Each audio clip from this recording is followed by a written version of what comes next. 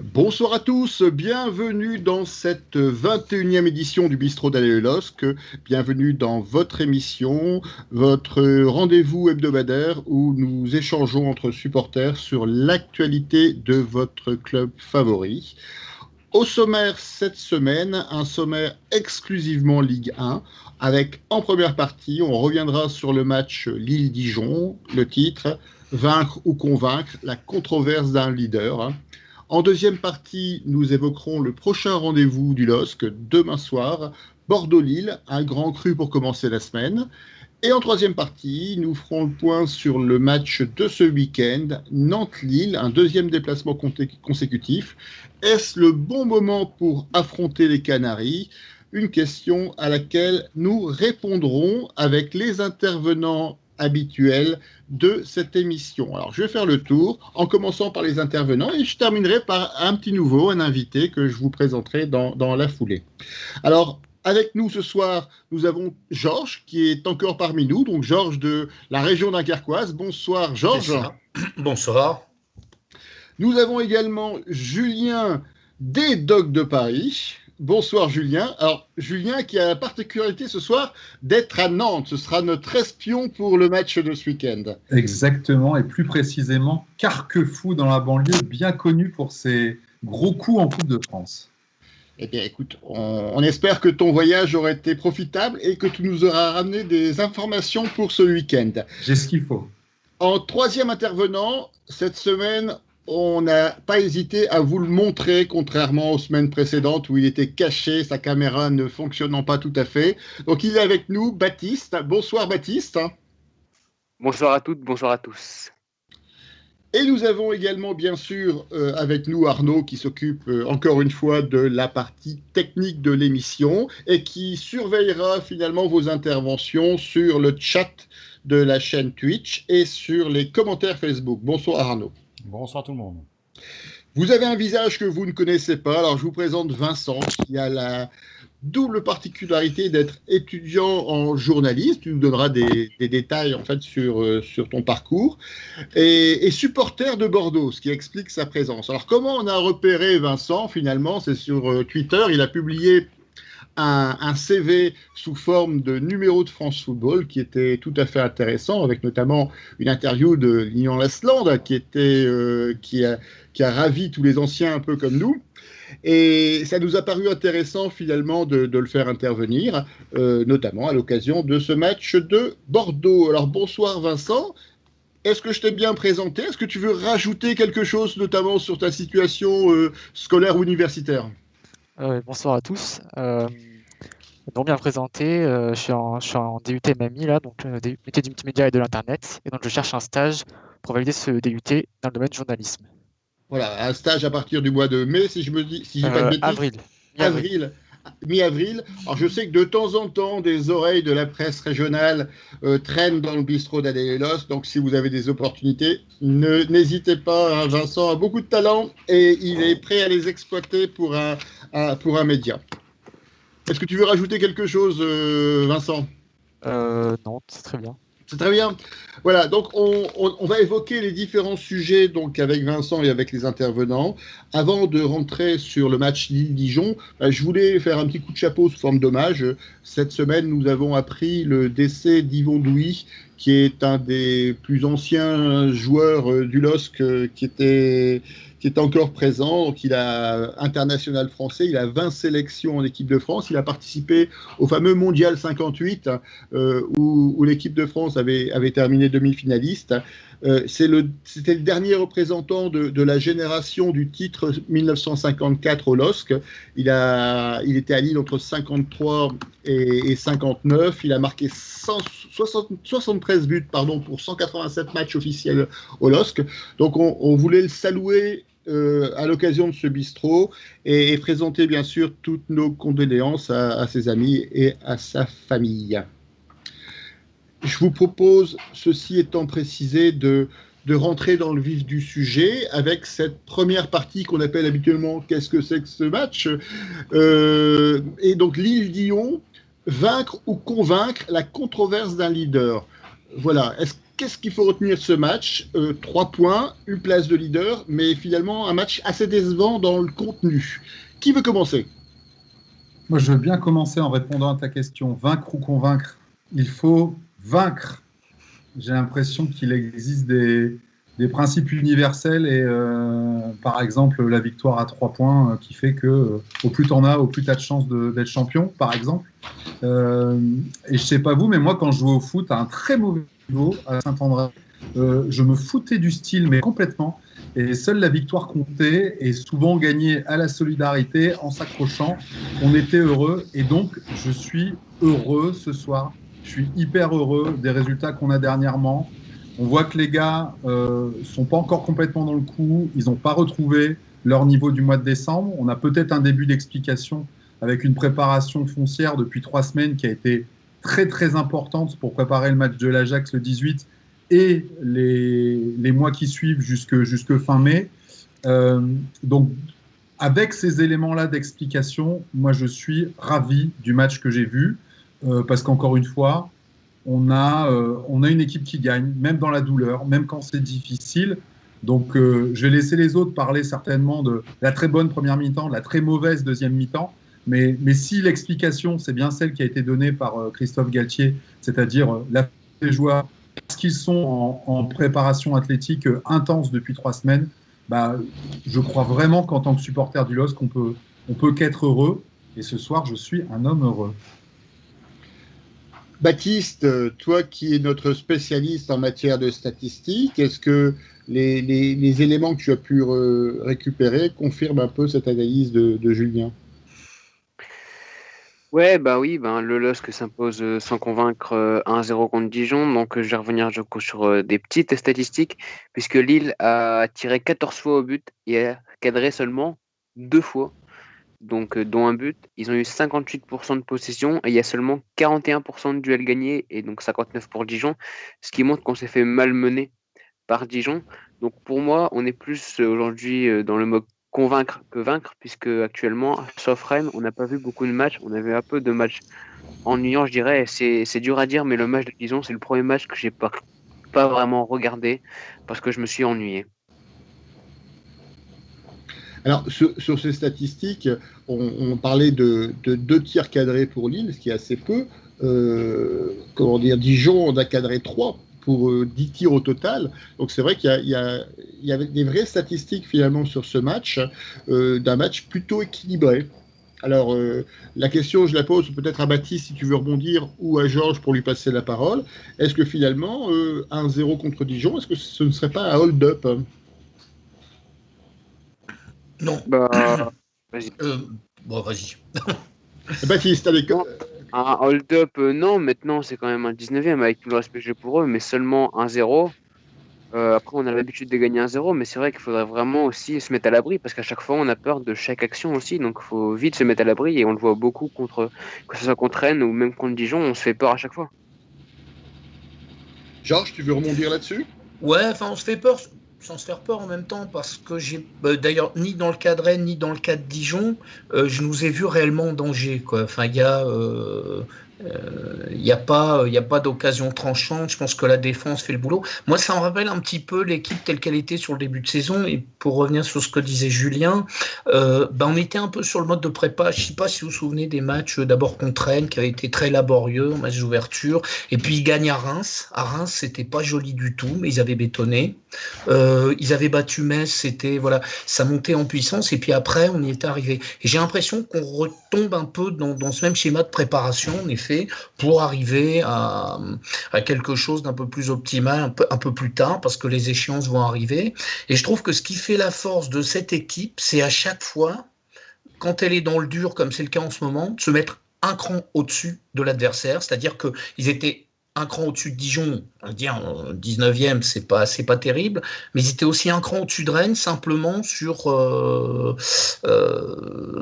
ces 2 matchs. Donc j'ai envie de dire, oui, en ce moment, je pense qu'il faut surtout regarder la calculette, dire qu'à chaque fois on enchaîne 3 points, c'est un très bon bilan. Et j'espère que le jeu va revenir parce qu'il n'y a pas de raison, au vu de ce qu'ils ont montré pendant l'automne et pendant l'hiver, qu'on n'ait pas de nouveau du beau jeu, quoi. Vincent, alors, je vais te poser la question, même si je pense connaître la réponse. Est-ce que tu as regardé le match Lille-Dijon? Alors honnêtement, j'ai pas regardé le match. Maintenant, je m'intéresse quand même à toutes les équipes de la Ligue 1. Et Lille, bien sûr, qui est une grande équipe de Ligue 1 actuellement, forcément, je m'y intéresse particulièrement. Et donc pour moi, c'est une équipe quand même qui est très réaliste, qui est solide défensivement, qui est capable aussi de, ouais, comme était dit précédemment, d'élever son niveau de jeu un cran en dessous de son adversaire dans le match que j'ai pu voir de Lille. Voilà, une défense très très solide et je pense que c'est vraiment le point fort de Lille pour moi. Tu es surpris du parcours lillois, leader à ce moment-là du championnat? Je suis surpris surtout du PSG qui n'a pas réussi à prendre l'avantage sur ses concurrents.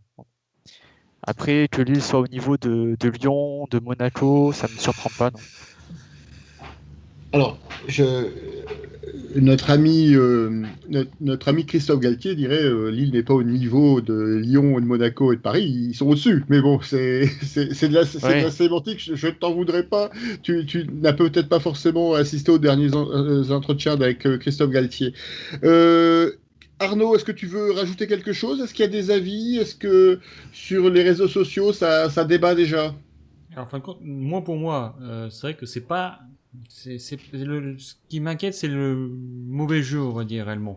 Et on n'avait pas peur, moi j'avais pas peur réellement, mais c'est vrai qu'on n'était pas dedans, et ça fait plusieurs matchs comme ça qu'on n'est pas dedans, et j'ai hâte de revoir le vrai jeu lillois, fluide et percutant aussi devant. Heureusement qu'on a toujours une défense assez costaud, on va dire, c'est ça qui est bien, déjà d'une part. Et après, c'est vrai que c'est pas encore ça, mais comme on dit, je sais plus si c'est Julien qui a dit ça, on sort la calculette, et voilà. C'est Georges, voilà. Donc on sort la calculette, et ça fait 3 points. C'est pas ma meilleure citation. Ah, mais c'est pas mal, Georges, c'est pas mal. Même si habituellement, le spécialiste des calculettes, c'est plutôt Baptiste. Voilà. Mais c'est vrai que, allez, c'est 3 points. C'est ça qui est le plus important. Et sinon, sur les réseaux sociaux, on voit sur Twitch, c'est Loskboy qui dit, il est vrai qu'un 2-0, on est plus serein, mais le match était maîtrisé, je trouve. Dijon était asphyxié. Seuls des contres, peu nombreux, où les coups de pied arrêtés. Et c'est vrai qu'au niveau coups de pied arrêtés, on est quand même, encore une fois, c'est là où ça fait peur réellement, les coups de pied arrêtés. Mais bon, on n'en a pas pris, c'est le principal. Alors, ce que je vous propose peut-être, c'est de faire un peu comme on fait habituellement à l'occasion de chaque match qu'on débriefe, c'est de refaire un tour de table en ressortant finalement les individualités lilloises qui vous ont marqué, dans un sens positif ou dans un sens négatif, et en ressortant également ceux qui, du côté de Dijon, ont marqué le match. Alors, qui veut commencer? Est-ce que... Allez, Baptiste, est-ce que tu as repéré des joueurs lillois? J'en ai repéré, oui, j'en ai repéré. J'ai repéré. Il n'a pas regardé le match. N'oublions pas qu'il nous a dit qu'il n'avait pas regardé le match. C'est vrai que non, mais je l'ai un peu séché ce match, que franchement, je me suis pas amusé. Mais c'est vrai qu'Yazice, pour le peu que j'ai vu, a marqué l'esprit avec un beau but d'attaquant, vraiment. Où il attend le dernier moment pour prendre le ballon, et même. Le dribble sur Ratchopi est magnifique. Après, bon, Ratchopi manque d'expérience, mais il a quand même fait un beau dribble. Donc, je dirais Yazice. Et après, en flop, je n'ai pas trouvé de flop, étant donné que je n'ai pas trop regardé le match. Donc, je ne vais pas vous mentir. Et puis, tu as trouvé quelqu'un déjà qui est remarquable du côté de Dijon, c'est Ratchopi, le gardien de but. Même si sur le but, on y reviendra peut-être, Bruno Ekolemanga, qui est un international gabonais, était plutôt au Gabonais absent, si je peux faire ce jeu de mots, sur l'occasion, effectivement, de Yazice. Julien, est-ce que tu veux prendre le relais? Oui, écoute, top Yazice forcément pour ce but, parce que c'est vraiment un beau but, il lâche rien. En termes de mentalité, il m'a plu. C'est pas tellement la technique qu'on y voit, mais c'est voilà, il aurait pu faire la passe en retrait et non, il y va. C'est la bagarre. Soumaré, j'ai trouvé qu'il avait fait un gros match, et puis toujours Fonté, parce que c'est quand Bourak est pas là, c'est mon joueur préféré. C'est peut-être parce que c'est des anciens qui me plaisent autant. Et ce grand match de Soumaré, d'ailleurs, ça me fait dire que c'est plutôt une bonne nouvelle, puisqu'on aura forcément, sauf blessure, la paire Sanchez contre l'Ajax. Et d'ailleurs, parce que je ne sais pas, on n'a pas prévu de faire un point mercato, donc je voudrais juste en parler là 10 secondes. On a prêté Nias au Panathinaikos, et ça m'amène à 2 réflexions. C'est la première, qu'on se met en grand danger pour ce match contre l'Ajax, puisque André et Cheka seront suspendus pour ce match aller. Donc ce sera forcément Soumaré Sanchez, forcément. Et s'il y a blessure, on n'a rien derrière, ou en tout cas des jeunes ou des gars qui ne joueront pas à leur poste. Et pourquoi on prête Nias? Pour lui donner du temps de jeu, et certainement pour pouvoir soit mieux l'intégrer en fin de saison ou l'année prochaine, parce qu'il y aura des départs, Soumaré, Sanchez et peut-être même d'autres, ou simplement pour le vendre. Donc on voit que le contexte économique nous oblige à prêter certains joueurs, alors que la sagesse aurait voulu qu'on le garde, parce que, d'ailleurs je pense que Galtier en a parlé en conférence de presse, on n'aura que 2 milieux récupérateurs de métier sur ce match aller qui sera tellement important contre l'Ajax. Donc voilà un peu cette parenthèse que je voulais faire sur le mercato, parce que sinon il ne s'est pas passé tant de choses que ça. Sur les flops, je n'ai pas trouvé Botman génial, ça fait 2 matchs qu'il est moyennasse pour moi, mais je mets ça sur le compte du physique encore une fois. Et Bamba, David, pareil, pas géniaux, mais c'est pas grave, c'est pas grave. Encore une fois, moi je suis content par tout ce qu'on fait en ce moment. Je trouve ça assez génial et j'ai hâte de voir la suite des événements. Pas forcément les prochains matchs dont on va parler, mais surtout à partir du 18, le match aller contre l'Ajax. Je vais rebondir sur ce que tu disais sur le mercato et Cheknias. D'abord, je ne pense pas que ce soit des raisons financières qui ont entraîné le club à prêter Cheknias. C'est vraiment, à mon avis, des raisons sportives, c'est-à-dire le faire jouer, parce qu'à part le match d'Amsterdam, effectivement, où il y aura 2 absents sur les milieux de terrain défensifs, il est quand même 5e dans le classement des milieux défensifs lillois. Il a eu très peu d'opportunités de jouer en première partie de saison. Financière à long terme, hein, François, je parlais de financière à long terme. Oui. C'est-à-dire l'exposer dans un club qui a suffisamment de visibilité, Panathinaikos, pour que le gars ait de la valeur en fin de saison et pour qu'on ait le choix soit de le garder pour remplacer les mecs qu'on aura vendus, soit de le faire jouer l'an prochain parce qu'il se sera guéri à un niveau plus élevé. Enfin voilà, je distinguais bien les deux. J'entends bien. Après, au niveau des remplaçants à court terme, en cas de problème avec Sanchez et avec Soumaré pour le match d'Amsterdam, il y a aussi un gars comme Thiago Diallo qui a déjà joué au milieu de terrain défensif, qui peut faire une pige. On peut imaginer d'autres solutions avec des jeunes, mais plus vraisemblablement, effectivement, comme tu disais, quelqu'un qui ne sera pas forcément à son poste, mais qui pourrait effectivement intervenir ponctuellement. Juste sur ce match où on aurait effectivement 2 suspendus, Xheka et André, qui sont des rouages importants dans notre équipe. Georges, tu veux rajouter quelque chose sur le mercato concernant, alors, en effet, je m'étais fait la même réflexion sur Nias, mais m'étant dit qu'il y avait eu un suspense tout au long du mercato sur le maintien d'abord de Sanchez, puis de Soumaré, m'a dit que c'est un moindre mal quand même, quoi, parce que pour le coup, on aurait pu se retrouver là réellement dans une situation extrêmement compliquée. C'est vrai que maintenant, il faut croiser les doigts en espérant que les deux restent valides et à leur meilleure forme. Hein. Je pense qu'il va falloir que Sanchez puisse monter en puissance pour être au niveau à ce match-là. Mais voilà, donc je pense que ça aurait pu être pire, même si c'est vrai que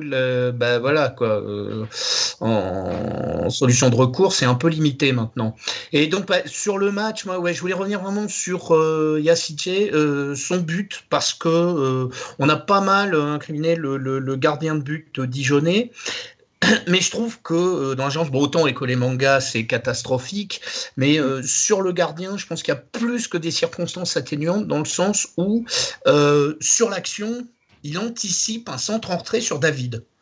Et parce que dans 9 cas sur 10, 9 attaquants sur 10, sur cette action-là, jouent le centre entrée. Il y a un angle impossible pour Yacice, on n'imagine pas. Et finalement, il a fait à l'envers, quoi.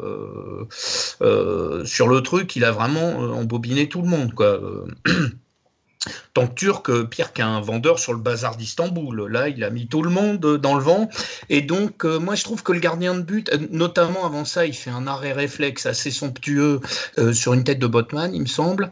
Donc, bon, il y a CJ parce que vraiment, je pense que par-delà la faute des Manga, son but, il doit rien à personne et il va le chercher tout seul. Donc, et puis, bah ouais, on avait parlé de Soumaré, je voulais le mettre aussi dans la liste, mais j'aurais mis Benjamin André parce que je trouve qu'il va mieux. Ça va mieux. Il y a eu une période où André, on le sentait un peu émoussé. Je trouve que là, pour le coup, il nous fait une très belle prestation.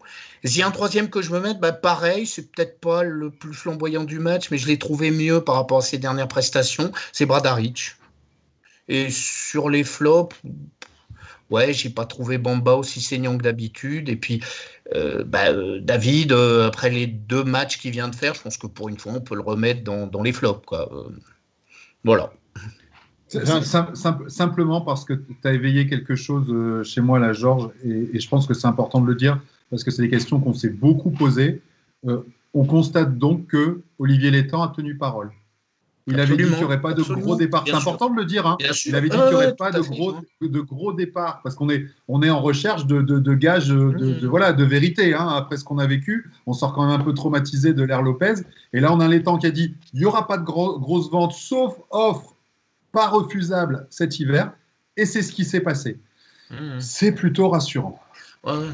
Alors, pour tourner ça avec un peu d'humour, je lisais cet après-midi un tweet qui disait que tous les internautes qui avaient prédit un exode massif des joueurs lillois pendant le mercato d'hiver sont tous tombés en panne d'internet parce que plus personne ne réagit en fait depuis la fin du mercato hier soir à minuit. Donc c'est un peu vrai.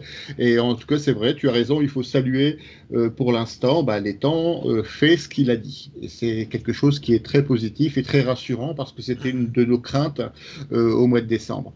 Vincent, rassure-toi, je ne vais pas te demander tes joueurs du match. Que ce soit du côté de Dijon et du côté de Bordeaux. Je voulais juste savoir de l'extérieur, finalement, quels sont les joueurs que tu aimerais bien voir évoluer à Bordeaux dans l'effectif de Lille. Bon, pas tous, hein, tu nous en laisses quelques-uns quand même. Déjà, défensivement, José Fonte. Renato Sanchez au milieu de terrain qui est très très bon aussi, je trouve. Et après, offensivement, je dirais Jonathan David, parce que pour moi, c'est un grand potentiel. Déjà, actuellement, c'est un très bon joueur, bien sûr, hein, mais c'est aussi un grand potentiel et c'est un joueur qui a de l'avenir et qui pourrait être l'un des futurs grands attaquants pour moi. Bon, tu as vu, hein, Olivier Létang avait dit si vous voulez des joueurs de Lille au mercato d'hiver, il fallait sortir le carnet de chèques. Hein. Donc je ne sais pas si aujourd'hui les joueurs, en tout cas Renato Sanchez, est dans les moyens du club de Bordeaux. Je ne crois pas, vu ce qu'on peut en savoir ici de l'extérieur, mais en tout cas le jugement est tout à fait correct. Arnaud, est-ce que tu veux rajouter quelque chose sur ce tour de table? Est-ce qu'il y a des réactions sur le Twitch et sur le Facebook de l'émission?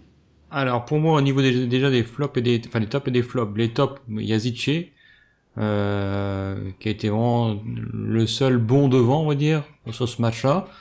Et toute la défense avec Maignan, même aussi, qui a été très solide, on va dire, malgré les petites attaques de Dijon, mais après, ça a été correct. Sinon, au niveau des réseaux sociaux, de Twitch, il y a, que je dise pas bêtises, il y a les flops et les tops. Donc, Losk Boy qui dit au niveau des tops, Yazice, Arroyo, Soumaré, André et Fonté, et flop, Botman, sur 2-3 actions. Après, il y a, en parlant du match contre l'Ajax, il y a un nouveau Cyborg Wazel qui dit que c'est souvent pour ça que Galtier protège Sanchez. C'est vrai qu'on le voit pas trop jouer et c'est vrai que peut-être qu'il devait savoir que Nias allait partir et donc il fait pas trop jouer pour pas le blesser déjà d'une part et peut-être ne pas trop le fatiguer après cette blessure, on va dire. Si vous voulez bien, on reviendra après ton intervention, Arnaud, sur le cas Sanchez, parce que c'est effectivement avec ça que je voulais terminer la partie sur le match de Bordeaux. Sinon, il y a Viox qui dit au niveau des flops, Bradaric, Botman il connaît. Et après tout le monde sauf Maignan, Fonté et Yazice qui est vraiment le top là-dessus. Et tout le reste, il y a aussi Soumaré qui est en top. Sinon, le reste, non, il n'y a pas Pas d'autres.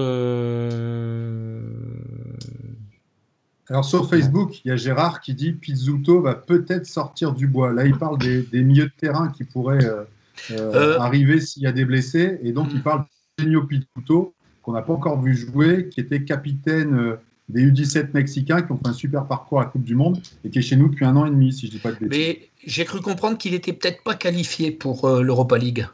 Ah. Peut-être, hein, je ne sais pas, je crois que c'est mon fils qui en a parlé. Je pense que tu as raison.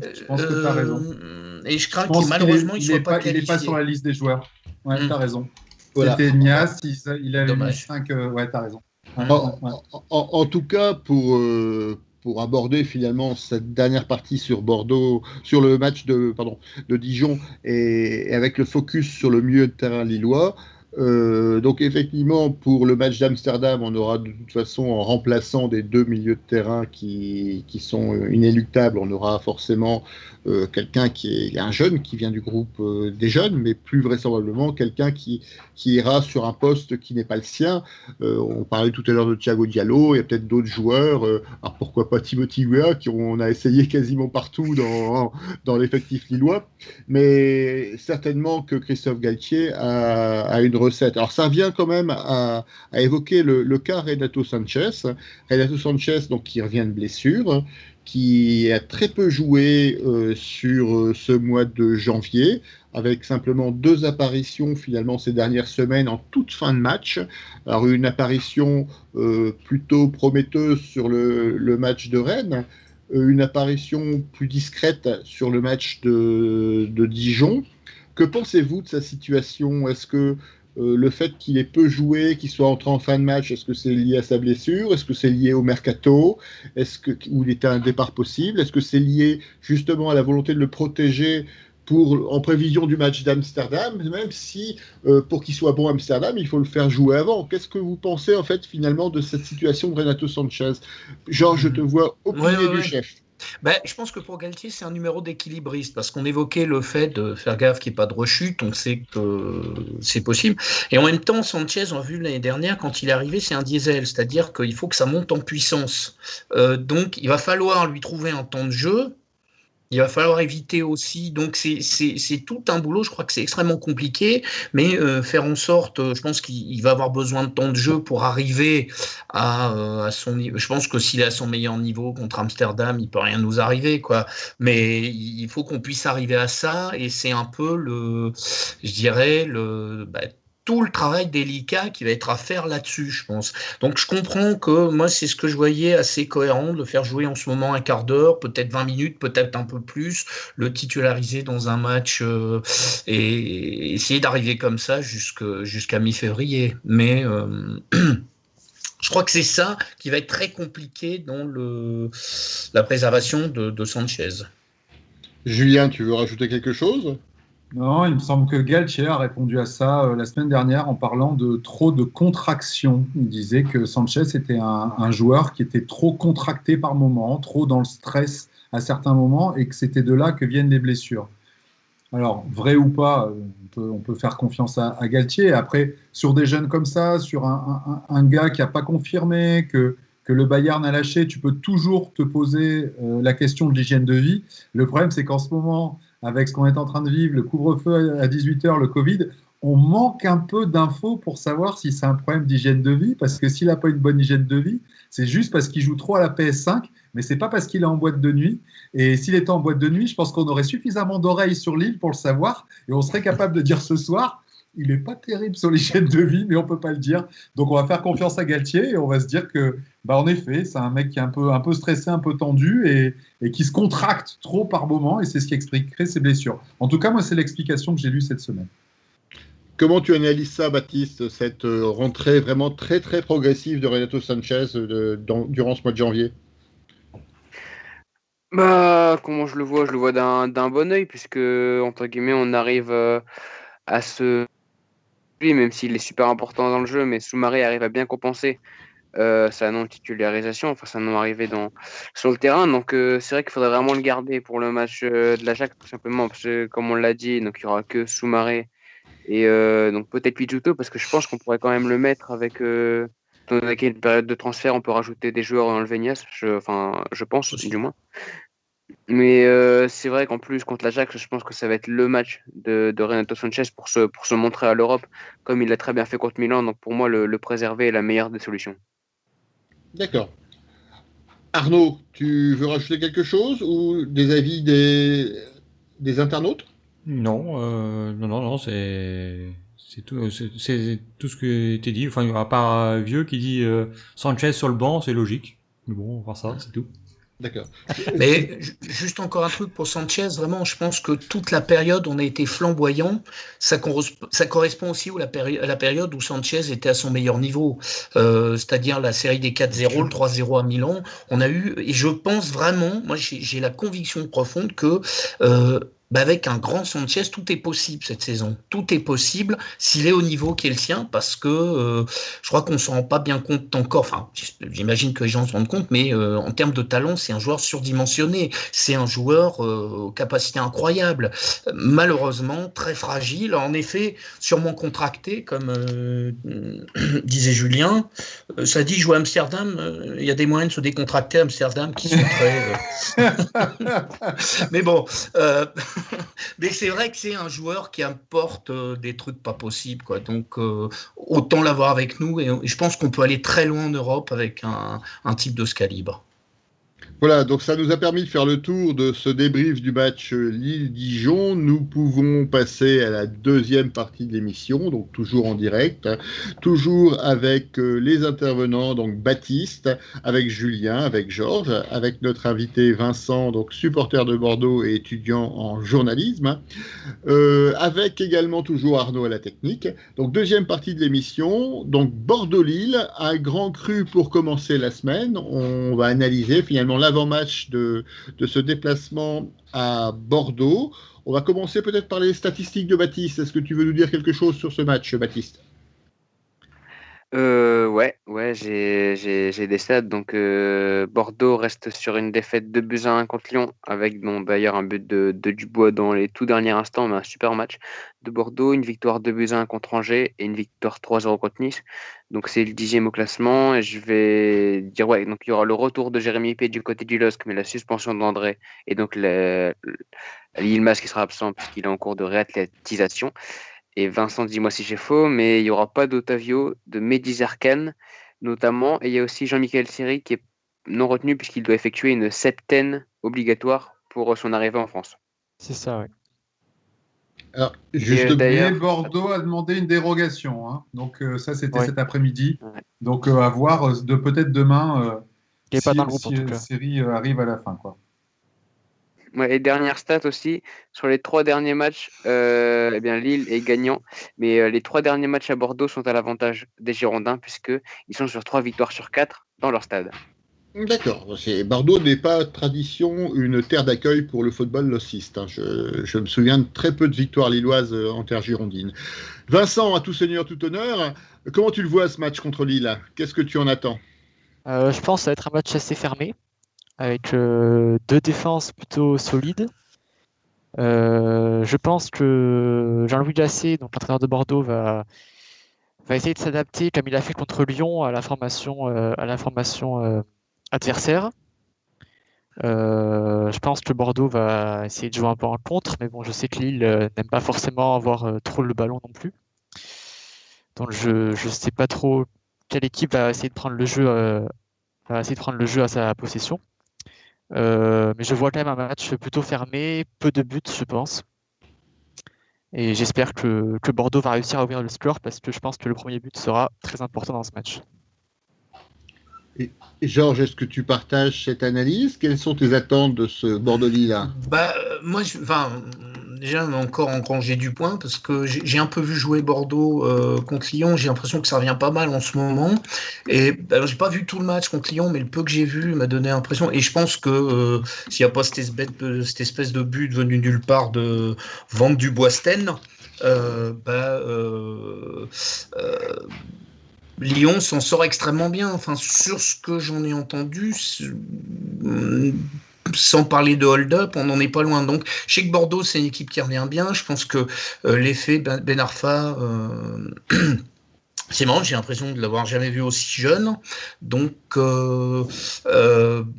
Je pense que c'est vraiment un match à prendre au sérieux. Enfin, c'est un adversaire qui, en effet, historiquement, ne réussit pas trop. Mais bon, Rennes ne réussissait pas trop non plus. En Bretagne, on a un peu réglé les choses. Mais ouais, je pense qu'ils arrivent là un petit peu en embuscade. Je crois que c'est une équipe à prendre très au sérieux, quoi, parce qu'elle est plutôt dans une dynamique montante. C'était pas ça en début de saison, mais là, clairement, c'est une équipe qui revient extrêmement bien. Globalement, Bordeaux, alors tu m'excuseras Vincent, mais a des statistiques typiques du ventre mou du championnat. Ils sont 10e, ils ont été régulièrement entre la 8e et la 13e place, hein, si on prend le classement sur toute la saison. Ils ont 9 victoires, 8 défaites, 5 nuls, plus 2 au goal average. Ce sont vraiment des statistiques de ventre mou. Alors Julien, est-ce que tu crois que les Lillois ont suffisamment de talent pour pouvoir perforer ce ventre mou ? Ça va être compliqué, hein. Bordeaux est vraiment bien. Si on prend les stats de l'année 2021, parce que ça, c'est des stats que Baptiste nous a pas données, Lille se classe 2e avec 12 points pris, mais Bordeaux a pris 10 points quand même. Donc, ils sont là, ils sont bien là. En regardant un peu, ça m'a fait sourire parce que Vincent nous dira peut-être ce qu'il en pense, mais moi, je trouve que Bordeaux, c'est le club qui nous ressemble le plus actuellement, et je m'explique pourquoi. Un loyer exorbitant dans un stade magnifique tout neuf, un entraîneur qui est un vrai bon mec et qui a un vrai attachement sincère pour le club, ça vous rappelle peut-être quelqu'un chez nous, une défense très solide, un axe défensif très solide. Chez eux, c'est Paul Bays, Koscielny et Costil. Chez nous, c'est Fonté, Botman et Maignan. Et un fonds d'investissement à la tête du club qui cherche à faire de l'argent avec le foot. Quand même, tout ça, ça ressemble un petit peu à notre club. Donc, ça m'a fait sourire de voir à quel point ça se ressemblait. L'autre différence, c'est que King Street, pour l'instant, Vincent, tu nous le diras peut-être, mais bon, je suis pas sûr que vous en soyez hyper content de ce fonds d'investissement. Bon, tout ça pour dire que si on a une défaite en ce début d'année, je pense que ce sera contre Bordeaux. Et si on fait les pronos, je suis toujours très positif. Mais là, je crains une victoire de Bordeaux sur ce match. On fera le tour des pronos tout à l'heure, mais c'est l'occasion de rebondir sur ce que tu viens de dire et de me retourner vers Vincent. Alors justement, comment tu vois cette nouvelle gouvernance de Bordeaux, comment elle est ressentie par les supporters, comment elle est vécue par les supporters et comment tu peux nous en parler finalement ?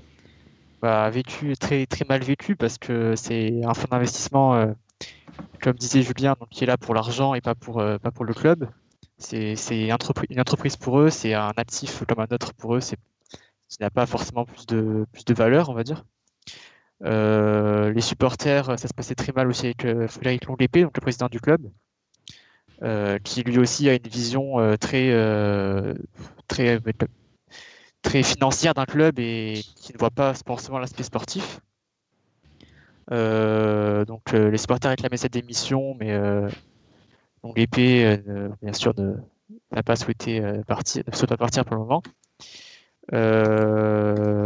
C'est une vision très business du foot, et pour moi, en tant que supporter, en tant que fan de foot, c'est pas une vision que je soutiens forcément, tout comme la grande majorité des supporters de Bordeaux. Parce que sportivement, il y a quand même un groupe de qualité, même si les résultats ne sont pas forcément au rendez-vous. Comment vous le voyez, votre groupe, justement, par rapport aux principaux ténors du championnat ? Je pense qu'il y a quand même beaucoup d'erreurs dans les transferts. On a donné des salaires exorbitants à certains joueurs alors qu'ils ne les méritaient pas forcément. Là encore, au mercato hivernal, on n'est pas capable de faire des recrues à part Seri qui arrive sous forme de prêt, sachant qu'il faut savoir que l'intégralité du salaire est payée par Fulham qui prête le joueur. Donc Bordeaux n'a pas mis un seul euro dans le marché des transferts. Le groupe en lui-même, c'est pas vraiment un groupe pour moi pour jouer les premiers rôles du championnat. Ça va être très compliqué d'atteindre une place européenne en fin de saison avec ce groupe-là, je pense. Maintenant, on est capable de faire de bonnes choses avec l'AC, je pense, mais pour moi, c'est quand même un groupe qui est assez limité, surtout offensivement. Seri, t'es dur parce que je trouve que c'est un bon recrutement. Moi, c'est un joueur que j'ai toujours bien aimé.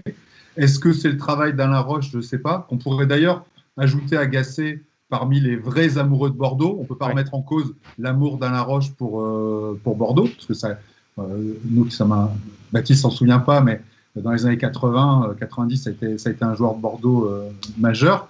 Mais c'est vrai que j'ai lu un truc qui me paraissait incroyable. Tu vas me dire si tu as eu les mêmes échos. Briand a fait un gros début de saison, je ne sais pas si vous vous rappelez. Il jouait énormément. Et il n'a plus joué depuis plusieurs matchs parce qu'il aurait eu une clause basée sur son nombre d'apparitions.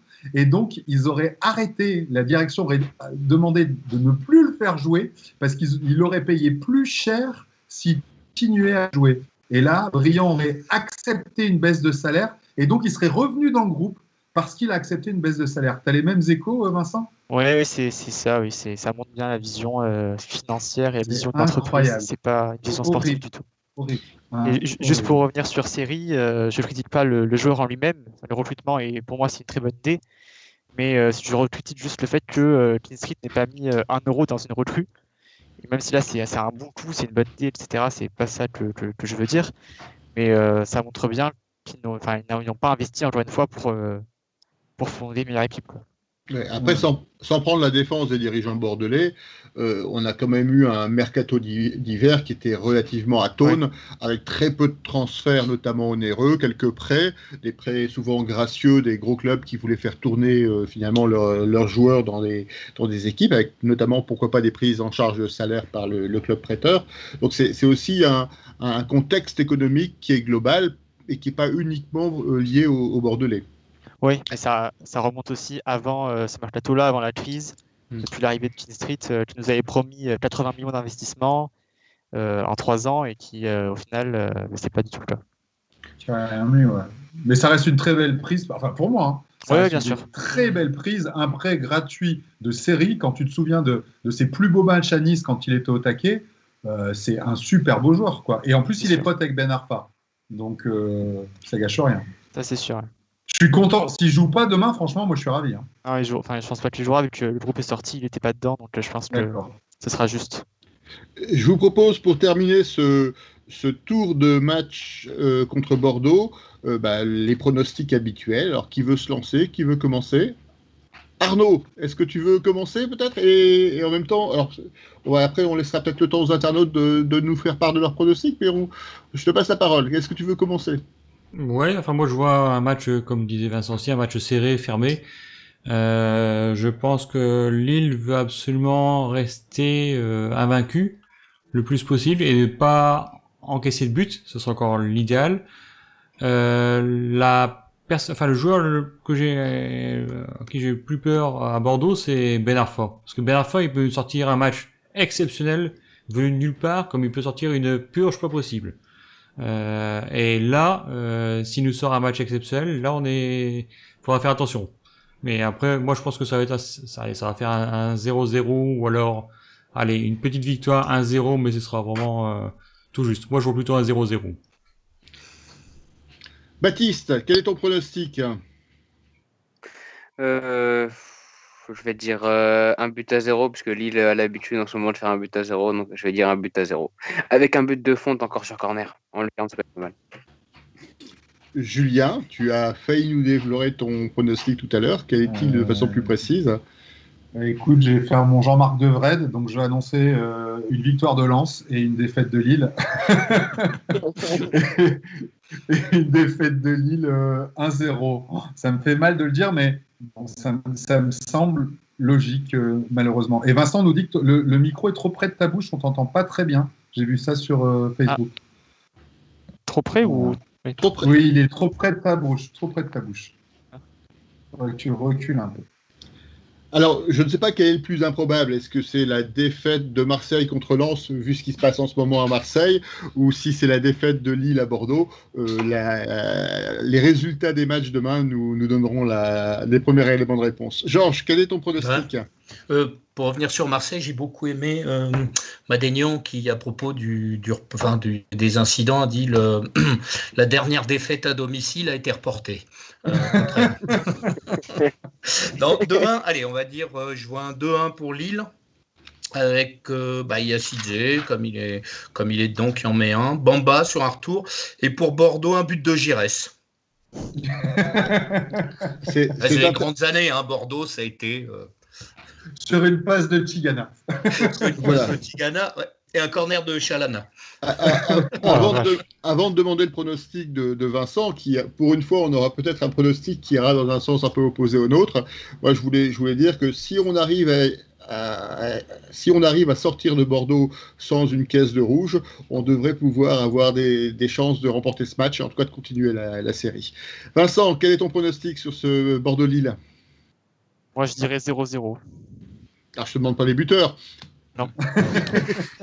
Le score à la mi-temps. Arnaud, est-ce qu'il y a des pronostics sur les réseaux sociaux ? Oui, alors sur Facebook, on a Jean-Mi qui prévoit 2-1 pour Lille, Patrice qui voit un match nul 1 partout, et sur Twitch, on a Losk Boy qui voit 2-0 pour Lille, Xizophile pareil, 2-0 pour Lille, et Vieux qui voit 2-1 pour Lille. Voilà. Voilà, donc des pronostics plutôt optimistes, même si la tendance est un peu moins prononcée que d'habitude. Voilà, on a fait le tour de ce match contre Bordeaux. Il nous reste une partie de l'émission, il est 21h20.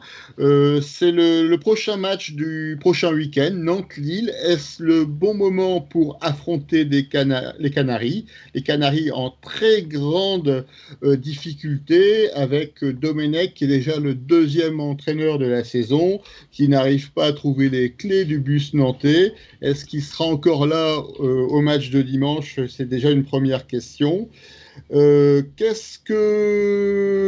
veut commencer sur le sujet, à la fois le match, à la fois le contexte ? Georges, je te vois réagir. Je me méfie toujours, ça paraît cliniquement mort, et puis on ne sait pas. Après, c'est en ce moment, c'est vrai que ce que j'ai vu de Nantes, c'est assez édifiant. Enfin, je pense qu'il y a, comme dans la tambouille, rien ne va, quoi. Là, ils enchaînent, c'est la poisse, c'est le manque de talent. Il y a beaucoup de choses. Et pourtant, moi, j'ai vu jouer cette équipe en début de saison. Je me souviens de quelques matchs, même à l'AE, je les avais pas trouvés mauvais du tout. Donc, je ne sais pas s'ils sont partis pour la chute libre ou s'il va y avoir un... Mais dans la continuité, de toute façon, il vaut mieux les jouer en ce moment, ouais. Baptiste, tu nous as préparé des chiffres sur les Nantais ? Tu as quelque chose à avancer sur le prochain match, hein ? Bien sûr, j'ai sorti la calculette et j'en ai fait d'ailleurs mes calculs. Donc, je vais revenir du coup sur les matchs de Nantes, puisque Nantes reste sur 2 défaites et un match nul respectivement. Donc, défaite contre Monaco 2-1, défaite contre Metz 2-0 et match nul contre Lens 1 but partout. Une petite stat, puisque depuis l'arrivée de Domenech, il n'y a pas de victoire, que des matchs nuls et 2 défaites, donc 3 points sur 15 possibles. Demain, il y aura le match contre Saint-Etienne, qui renoue d'ailleurs avec la victoire après leur match 1-0 donc, contre Nice, donc l'équipe de Claude Puel qui renoue avec la victoire. Et donc en 20 matchs, Nantes n'a gagné qu'une fois en 2015 et c'est tout. C'est les 5 derniers matchs, c'est 5 victoires pour le LOSC. Et on parle d'ailleurs, comme tu l'as dit François, de Domenech qui pourrait déjà partir en cas de défaite contre Saint-Etienne et le LOSC qui ferait 3 points sur 21 possibles. Ça serait très peu pour une équipe qui veut se maintenir en Ligue 1. Alors, le classement de Nantes est particulier, hein. Ils sont 17e avec 18 points, à égalité avec Lorient qui est barragiste. Ils sont à 4 points déjà du club précédent qui est Saint-Etienne, et c'est vrai que le match de mercredi est un tournant de la saison du FC Nantes. Alors, un tournant parce qu'ils peuvent se rapprocher de Saint-Etienne, ou s'ils perdent, ils seront complètement décrochés. Alors, on parle effectivement de Domenech qui serait déjà sous la sellette parce qu'il n'arrive pas à trouver les solutions pour faire avancer les Nantais, avec un Vladimir Kita qui pourrait collectionner les entraîneurs cette saison comme il collectionnerait les vignettes Panini. Ouais. En tout cas, ça paraît très mal parti pour Nantes. Julien, toi qui es notre espion cette semaine sur place, toi qui est donc à Carquefou près de Nantes, est-ce que tu as pu obtenir des infos ou est-ce que tu ne nous l'aurais pas dit, mais tu serais là pour peut-être déjà préparer le remplacement de Domenech ? Non, je ne prépare pas le remplacement de Domenech. Bon, on est dans un club qui a une crise profonde. Ils ont déjà annoncé une opération ce dimanche à la Beaujoire, l'ensemble des clubs des supporters. Alors, il faut espérer pour eux que ça ne finisse pas comme à la commanderie ce week-end. Pourquoi Domenech n'était pas là ? Il n'est pas content du tout parce qu'il y a eu 0 arrivée à ce mercato. Lui demandait l'arrivée d'un attaquant et finalement il a eu le départ d'un super titulaire qui est Mehdi Abed, qui est vraiment indiscutable à Nantes depuis le début de saison, qui est parti à Al Nassr aux Émirats Arabes Unis pour 1,5 million. Ce qui semble prendre 1,5 million dans ce contexte, moi je ne suis pas surpris. Hein. Si j'étais Kita qui met son argent dans le club, je ferais à peu près la même chose, sauf que ça met le club encore plus en difficulté. Et pour répondre précisément à ta question, oui, j'ai de l'info de première main, puisque j'ai pris un taxi pour venir jusqu'ici. Donc évidemment, j'ai de l'info de taxi, qui ne croit pas du tout à Domenech. Non, j'ai pas d'infos. Ce que me dit le mec, et je pense que c'est un peu la vox populi nantaise, c'est que c'est difficile de dire quelque chose sur Kita à partir du moment où il met son propre oseille. Le gars regrettait que Gourcuff n'ait pas fonctionné parce qu'il y avait un vrai projet autour de la formation, mais Ziani et Gourcuff n'ont jamais pu s'encadrer et Kita n'a jamais su faire le bon manager pour que les mecs s'entendent, donc forcément c'était mort dans l'œuf, et Domenech c'est une catastrophe. Donc j'ai croisé un supporter nantais qui était complètement désabusé, triste, je pense, comme le sont tous les supporters nantais. Et moi, ça me rend d'autant plus triste que j'ai vu depuis quelques années la renaissance de la tribune noire, qui est peut-être la plus belle tribune de France actuellement, la plus active, mais dans le bon sens du terme, plus belle que les tribunes marseillaises, stéphanoises et lensoises, mais ça c'est évident. Et ça fait mal au cœur de voir ce club historique être autant dans la panade, parce qu'il n'y a pas beaucoup de mécènes dans ce football, et que quand tu as un propriétaire qui met un peu d'oseille dans un club, c'est difficile de le déloger, même quand il fait n'importe quoi, comme Valdemar Kita. Donc je pense qu'on va gagner. Ils sont trop mal pour qu'on ne gagne pas ce match. Tu anticipes encore une fois les pronostics, on y reviendra tout de suite après. Georges. Mais oui, je veux dire, encore défendant, c'est vrai qu'en écoutant sur les 5 matchs perdus, je regarde quand même aussi, relativiser, je mets un bémol quand même, c'est que entre Metz, ils ont joué Monaco, en gros ils ont joué toutes les équipes qui sont vraiment en pleine bourre en ce moment. Ce qui ne veut pas dire que c'est pas voilà, le constat n'est pas accablant quand même. Ils ont joué à Rennes aussi, enfin voilà, ils ont eu des matchs compliqués, mais c'est vrai que ça apparaît, et puis Domenech, moi je reste un petit peu sur ce que j'en ai toujours pensé depuis qu'il est arrivé à la tête de l'équipe de France, même quand on a fait une finale de la Coupe du Monde, j'ai jamais bien compris et sa communication, et manifestement les joueurs non plus, puisque me souviens de Thierry Henry, me souviens d'abord de l'équipe de 2006 qu'il avait un petit peu placé sur le banc.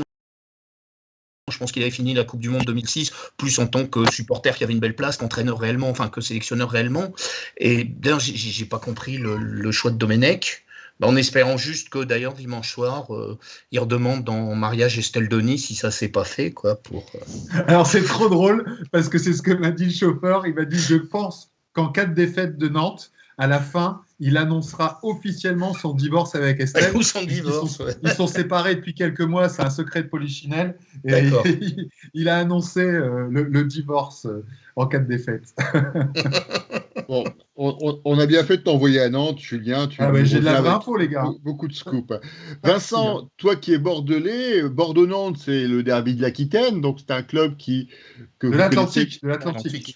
l'Atlantique, j'ai vraiment du problème avec ma géographie en ce moment, il faudra que je révise. Vincent, donc toi qui es donc supporter bordelais et Nantes, le derby de l'Atlantique, donc tu connais bien cette équipe, qu'est-ce que tu penses de la situation de Nantes, une telle décrépitude finalement du jeu à la nantaise? Nantes, c'est une équipe en difficulté, bien sûr, un effectif quand même qui est limité, un entraîneur qui ne fait pas partie des meilleurs entraîneurs de Ligue 1 non plus, un Valdemar Kita qui est décrié par les supporters, donc c'est compliqué aussi avec les supporters. C'est une équipe, oui, qui année après année a de plus en plus de mal en Ligue 1, et on se demande maintenant même s'ils vont pas descendre en Ligue 2 parce qu'ils sont pas beaucoup d'avance sur la zone rouge. Donc oui, c'est une saison très compliquée pour eux, avec beaucoup de difficultés dans tous les secteurs. Mais ça te rend pas triste, quoi. C'est comme la prime Lens est descendue pour nous. C'est pas un truc. Non, c'est pas très grave. Pas trop, non. Ça ne le rend pas triste, mais ça ne lui fait pas plaisir. Contrairement peut-être à certains Lillois quand on parle de descente de Lens. Mais... Arnaud, est-ce que tu veux rajouter quelque chose ? Non, c'est vrai que je pense que ce match est très important. Il faudra bien savoir gérer les deux matchs qui arrivent entre Bordeaux et Nantes. Et c'est vrai que si on peut se retrouver à faire partir Domenech dans son bus, pas de problème. Y a-t-il des questions des internautes ? Alors oui, on a Losco Boy qui dit, qui pose la question à Vincent. Que pense-t-il de Nico de Préville à Bordeaux ? Ah, bonne question. C'est compliqué pour lui, surtout cette saison. Il a beaucoup de mal, ça fait longtemps qu'il n'a pas marqué. On sent que c'est peut-être la fin de sa période à Bordeaux. Il nous a fait un peu du bien quand il est arrivé par sa combativité, son envie, sa motivation, mais on n'a jamais pu connaître le meilleur Nicolas de Préville. Il n'a jamais fait une très grande saison à Bordeaux, malheureusement. Cette année, c'est compliqué et il est plus titulaire, quoi. Il rentre en fin de match en général. Donc, je sais pas combien de temps il va rester. Il a un fin de contrat dans 6 mois. C'est ça, son contrat s'arrête cette année. Ouais, c'est ça, dans 6 mois. Donc, je pense que ça risque d'être la fin pour lui à Bordeaux. Et vous avez essayé de le vendre au mercato, là, a priori, c'est ce que j'ai lu. Ouais, mais bon, lui, il veut pas partir, apparemment. Bon, il a un gros contrat aussi à Bordeaux. Il veut peut-être partir à libre à la fin de saison. On verra. Ok, je vous propose, il est 21h30, de faire le tour des pronostics. Baptiste, je t'ai vu partir et revenir. Je ne sais pas si tu es toujours présent. Non. Je suis toujours présent, je suis toujours là. Oh là, par contre, le son n'est pas terrible. Alors, rapidement, ton pronostic pour ce match Nantes-Lille. 3-0 pour Lille. Oh. Georges, ton pronostic. Écoute, j'allais dire 3-0 aussi, donc on va dire 4. 4-0 pour Lille. Qui dit mieux ? 2-0 à droite, 3-0 à gauche. Julien. 4. Non, je dis pas mieux. En tout cas, je suis content que Baptiste nous ait rejoint en Sibi, parce qu'on n'avait pas encore eu de Sibiste dans l'émission. Je pense qu'il ne sait même pas ce que c'est. Moi, je dirais 3-1. Toi, Vincent, toi qui vois ça de l'extérieur, quel est ton pronostic pour ce match contre Nantes, après, bien sûr, l'éclatante victoire de Lille à Bordeaux ? Ça, on verra, mais je dis 3-0 pour Lille. Arnaud, il n'aime pas Nantes. Finalement, je retire ce que j'ai dit tout à l'heure sur la comparaison avec les supporters lillois et lensois et Bordeaux. Si ça se trouve, ça va lui faire plaisir. Ça va lui faire plaisir que Nantes descende. Arnaud, est-ce que tu as un pronostic pour ce match ? Est-ce qu'il y en a sur les réseaux sociaux ? Là, au moins un 0-5. Oh. Carrément, ouais.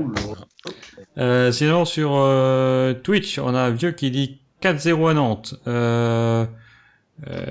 Il y a un petit jeune, Baptiste, qui nous parle de 5-4. Ça nous porte chance, il dit. Ouais, Baptiste, j'ai essayé l'autre fois, tentez pas. Donc, oui. Donc, après, c'est vrai que, je sais pas, on verra bien, mais s'il y a quelque chose qui se passe demain avec Saint-Etienne, je pense qu'on peut les tuer, on va dire, directement, à Nantes. Moi, je te rejoins complètement, Arnaud. Si Domenech se fait virer, c'est pas de Colo qui reprend l'équipe. Hein. C'est un détail qui est très important. Moi, je reprends un peu l'argument d'Arnaud, c'est que c'est vrai, sur le pronostic du match, alors on ne peut pas attendre le match contre Saint-Etienne, mais je crois que le match de Saint-Etienne va être primordial. Ouais. S'il y a une défaite contre Saint-Etienne, ça va être très très dur pour Nantes contre Lille. Si par contre ils arrivent à accrocher le wagon avec une victoire à Saint-Etienne, on aura un match qui sera beaucoup plus difficile, et je vois dans ce cas-là un match nul, un partout, voire une très très très courte victoire lilloise, mais je vois pas un score fleuve tel que ceux qui sont évoqués sur les réseaux sociaux ou par vous les intervenants. Est-ce que vous avez d'autres choses à rajouter sur ce match contre Nantes ou sur l'actualité de la semaine ? Moi, je voulais revenir, j'ai une petite phrase, on parlait d'Yvon Douy en début d'émission, et j'ai trouvé un extrait d'interview assez rigolo, en fait, où il avait été le voir donc dans son très grand âge. Il était en EHPAD, en maison de retraite, et il explique elle est géniale. Ouais, il fait ici, je suis entouré que de femmes, donc maintenant, quand je raconte à tout le monde que j'ai joué avec Pelé, tout le monde s'en fout. Comme quoi, il faut bien choisir son EHPAD. Voilà. Voilà, on a terminé en fait l'actualité du club lillois cette semaine. Je voulais vous remercier pour votre participation. Alors avant tout, vous internautes qui suivez l'émission, n'hésitez pas à liker et à partager le replay, les résumés on vous proposera dans les prochains jours, que ce soit sur Facebook, sur Twitter ou sur l'ensemble des réseaux sociaux. Je voulais remercier notre invité, Vincent, pour sa participation active à cette émission spéciale Bordeaux. Merci Vincent. Avec grand plaisir. Écoute, au plaisir de te réinviter pour une prochaine émission. Et puis bon courage pour ta recherche de stage. Et si, je le répète, pour les journalistes qui écouteraient, qui laisseraient traîner leurs oreilles dans le bistrot cette semaine, si vous êtes intéressé par le profil de Vincent, allez voir son CV, il est vraiment remarquable, il est sur Twitter. N'hésitez pas à passer par nous ou à le contacter en direct. Je voulais remercier donc également les intervenants de l'émission, donc Baptiste, même s'il a terminé en mode cibiste. Merci Baptiste. Merci Georges. Alors Georges, une petite remarque pendant l'émission, on nous a fait remarquer qu'il faisait clair chez toi. Et on nous demandait si tu as oui. C'est un putain de décor que j'ai installé que j'arrive pas à virer. Voilà. C'est une fausse manip et j'arrive pas à virer ce machin. Donc je suis sans arrêt. Quand un client m'appelle je dois lui dire que je suis à New York ou je sais pas, mais voilà. Il fait jour tout le temps chez moi, c'est génial. Les internautes hésitaient entre deux hypothèses, c'était soit tu habitais aux antipodes, soit c'était l'effet de la centrale de Gravelines qui illuminait le ciel dunkerquois. Donc on préfère cette troisième solution. C'est le méridien de Grandfort, en fait. D'accord. Donc merci aussi à Julien, donc des Dogs de Paris, pour sa participation.